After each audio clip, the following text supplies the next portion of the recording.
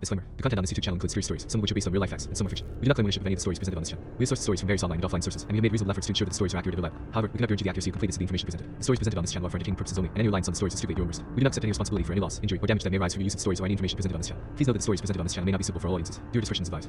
Welcome to Demonic Diaries, the YouTube channel where we explore the darkest corners of the human mind. Join me, your host, as I delve into the pages of terrifying tales and haunting stories. From the depths of hell to the darkest depths of the human psyche, we'll be your guide through the most bone-chilling and spine-tingling stories that will keep you up at night. So buckle up and prepare to be scared, because on Demonic Diaries, every story has a dark side. Don't forget to hit the subscribe button and ring the bell to be notified of new videos. Let's get started. Number 1. Storm chasing is actually a safer profession than factory work, public transit, and even teaching now. Every known storm chaser death over the last 60 years has been driving related, most of which had nothing to do with the actual storm itself. You don't choose to chase tornadoes because it's safe, but when people bring up safety as a reason they could never do the job, it proves to me they don't know what they're talking about. At least I felt that way for the first 15 years I was storm chasing. Then last year everything changed. I was in Chickasha County, Oklahoma, heading south towards Texas. I was in Norman for a storm chaser meetup a week into spring. Tornado season was up and running. I'd already put 600 miles on my truck. Everybody knew everybody else for the most part. Sometimes we had newcomers. Most of them didn't come back the next year. It isn't the storms that drives people away, it's the driving, the tedious radar checking, the disappointment when you've been chasing a cold wind for 3 days, and the damn twister doesn't even touch the ground. You have to be obsessed with these storms, the horrific beauty, the terrifying power. It has to be in your bones or you won't make it back out here. Not to mention Oklahoma is about the least visually appealing place the country has to offer. Now I'm from West Texas and there ain't much to see out there either, but my god do I pine for the hundreds of miles of desert when I'm in the plains of Oklahoma. Hell, at least we have mountains. But a storm chaser in the mountains is like a fisherman in the Indigobi, just don't belong. Anyway, I was on the tail of storm system making its way over to Wichita Falls. It had changed direction on me twice, and I almost gave up on her. But there was a warm wind coming up from Louisiana, and it was sure to bring a hell of a storm with it. Now I've had more subpar meals in local diners than I've had hot meals at home, but every single one of them is worth it when I get a tornado that touches ground. I'm not a scientist. I'm not doing this to further the knowledge of mankind. I'm what is now being called a storm journalist, although guy who really likes tornadoes is more accurate. I document what I see, take pictures, take some measurements of winds and temperatures, and then I send them to websites that give me enough money to live. I happen to be a little low on funds, and I had to follow this storm and just hope and pray it turned into something. A buddy of mine named Jeff Skelton had a real nose for the cold winds, and where they were headed, told me the twister would turn up about 40 miles northeast of Wichita. I headed out there, saw a couple of other teams on the way. I worked alone, but most people didn't nowadays. Safety in numbers and all that. I parked the truck in a field after I paid the owner of the land a small fee for letting me on it. This was my favorite part of the whole thing. Setting up my equipment while the winds grew more powerful and the rain started. The chaos always brought a deep peace to my mind. Like all the shit flying around inside my head finally matched what the outside was looking like. I used to love being in the middle of the storm. Until I didn't. I first noticed this storm was different because of the lightning. Or lack thereof. I'd never seen it before. All tornadoes come from thunderstorms. Sometimes the lightning strikes aren't as many, sometimes they don't even hit the ground, but the sky is always lit up when a twister starts turning. The funnel started to form in the clouds, and I hadn't seen a hint of lightning in an hour more when I was up north. My first reaction was how lucky I was to be covering such a rarely occurring natural phenomenon. My second reaction was doubt and uncertainty. The doubt and uncertainty didn't have much time with me though. Soon every inch of my body was enveloped in fear. As the twister touched the ground, I could see something moving inside of it. Not the usual swirl of debris from houses and trees, but something gigantic. Something moving against the swirls of the wind, something that you could feel in the ground beneath you every time it took a step. There's a mysterious recurrence whenever there are deaths from a tornado. Many bodies are never found. The logical thought is, of course, that the bodies are thrown such great distances and such random locations that they couldn't possibly be located, but it happened even with smaller twisters. I think I was beginning to understand why. Whatever was in the twister kept taking swipes at the ground. It was pulling up trash and dirt, and whatever else was in its path and sending it into the swirling winds. The storm was coming closer to me, but I was glued to the part of the earth I occupied. From the field to the left of me a red Jeep pulled up right next to me. "Jerry, we got to get the hell out of here." "What is that thing?"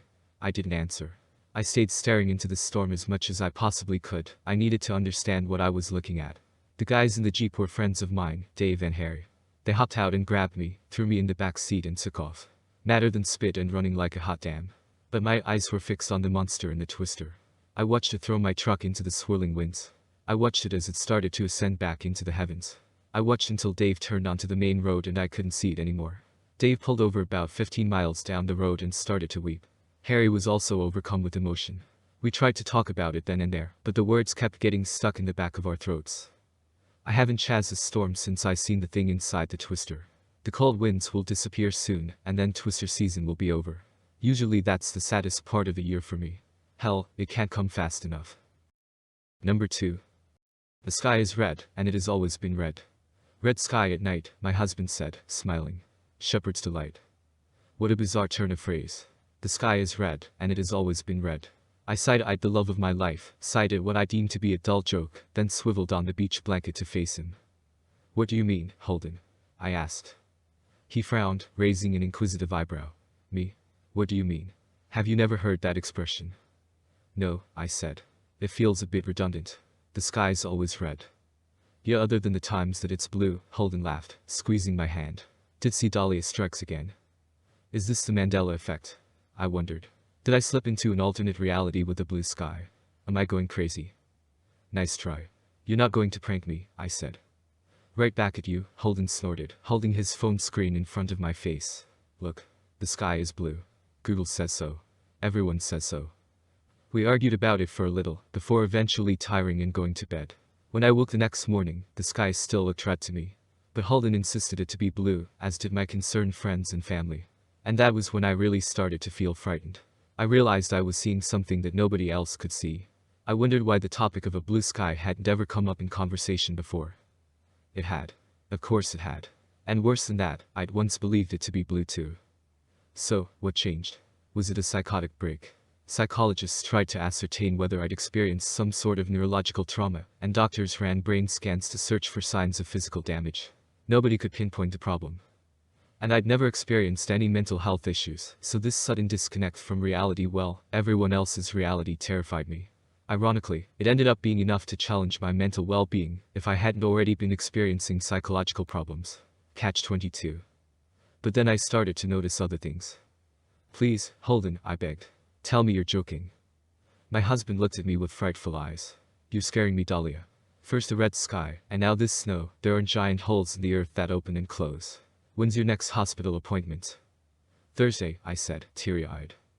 Holden held my hand again. I want to call Dr. Hansen tonight. Is that okay? He said we could contact him whenever we need him.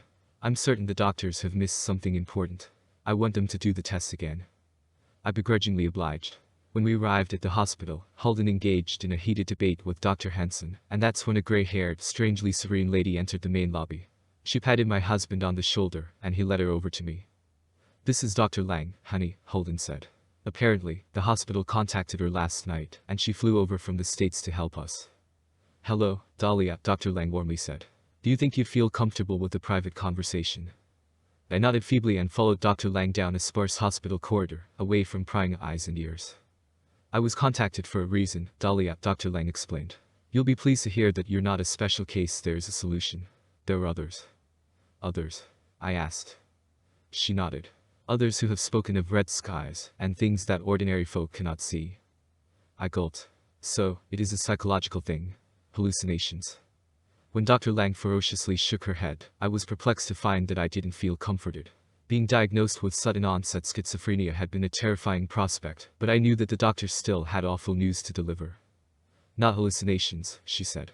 People with your ability have seen things which affect our world behind the scenes. There are things that humans were never meant to see. That last sentence still rings in my mind, offering no respite from the horrors that would unfold even 2 years later. But what frightened me at that moment was the hospital's sudden power cut. I shrieked in horror, and the doctor frowned at me. Why haven't the generators kicked in? I asked. Generators? She asked, before quickly shifting her demeanor. Oh. What do you see, Dahlia? The lights are out, I whispered, shuddering in horror. No, Dahlia. They're not, Dr. Lang assured me. Listen, we haven't got time for this. You're in grave danger. They're coming for you. What's coming for me? I cried. Red lighting filled the hospital. Not emergency lighting, some nightmarish paranormal illumination, guiding the way through the labyrinth of terror in which I found myself. With my survival instinct seemingly disoriented, I screamed and hurtled my body through the hospital. Dr. Lang was in tow. "Dahlia, listen to me," she pleaded. "They don't want you to see them. You're not supposed to see them." And then I saw what she meant.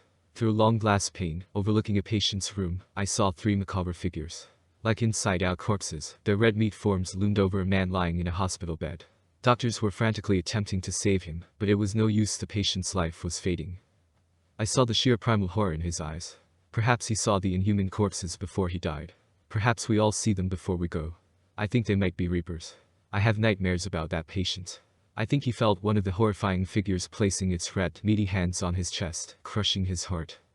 Stillness followed. Time of death. The doctor began. I didn't hear the rest. My screams drowned out the voices. In unison, the 3 unholy ghouls twisted their inside-out heads to face me. The supposed leader, which had killed the man in the bed, strolled to the glass pane. In a sudden movement, its ghastly hand, veiny and fleshless, protruded through the glass with spectral ease. I tried to screech, but the slimy palm was already wrapped around my neck, constricting me. "You shouldn't be here, Dahlia Milton," it snarled in a distorted, wheezy voice. I croaked. I don't want to see any of this, please. Don't kill me, just help me. I want to see the blue sky." The thing had no eyes, but I know it surveyed me closely. Its cogs whirred and groaned. Judge, jury, and executioner. I was certain I already knew its judgment. Its 2 sinister associates slid forwards, stretching lifeless limbs towards me. "Knowledge is sight," it hissed. "You cannot unsee the way the world truly looks, even if we take your vision." As the world faded to black and I slipped away, my terrified lips uttered one final plea. "Show mercy." When the endless void consumed me, I assumed I had died. To wake in a hospital bed was an overwhelming relief. My husband tightly embraced me, but Dr. Lang watched me with a disgruntled look on her face. It was when my husband left the room that she spoke her mind. "Don't worry. I can't see weird things anymore," I chirpily said.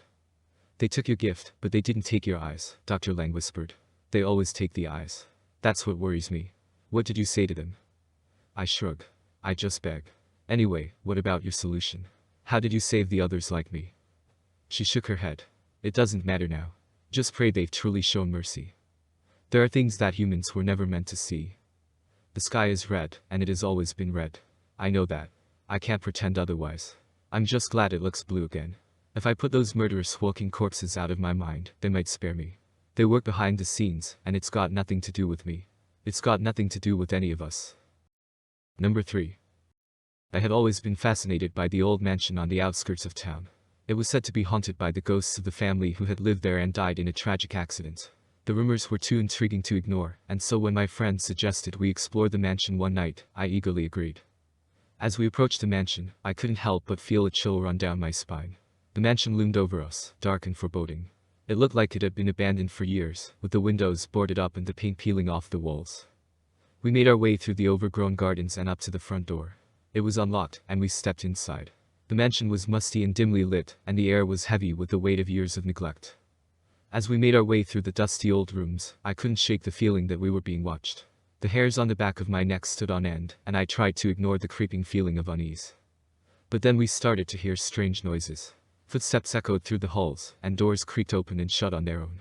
I tried to convince myself that it was just the old house settling, but the noises only grew louder and more frequent. Suddenly, one of my friends screamed. They had seen a figure in the shadows, and it had vanished just as quickly as it had appeared. The rest of us laughed nervously, dismissing it as a trick of the light. But then we started to see more and more figures. The ghosts of the family seemed to be everywhere, watching us from the corners of the rooms and whispering in our ears. I could feel their cold breath on the back of my neck, and I shuddered with fear. We tried to leave, but the doors were all locked, and the windows were boarded shut. We were trapped in the mansion, and the ghosts were closing in. As the night wore on, we started to feel like we were losing our minds. The ghosts were relentless, haunting us at every turn. We tried to band together for safety, but one by one, my friends started to disappear. I could hear their screams echoing through the halls, and I knew that I was next. By dawn, there was only me left. I stumbled out of the mansion, wild-eyed and terrified. I had seen things that no human should ever see, and I knew that I would never be the same again. The old mansion still stands, empty and abandoned. Some say that the ghosts of the family still haunt its halls, waiting for their next victims to come and join them in their eternal torment. I know that I will never set foot in that mansion again, but I can't shake the feeling that the ghosts are still watching me, waiting for me to return to their haunted home. We've reached the end of another episode of our channel, but the journey into the unknown never truly ends. There's always more to discover, more to explore, and more to fear. We hope these stories have left you with a sense of awe and wonder, as well as a healthy respect for the mysteries that lie beyond our understanding. If you enjoyed this video, please consider supporting us by liking, subscribing, and sharing with your friends. And as always, keep the lights on and stay safe out there.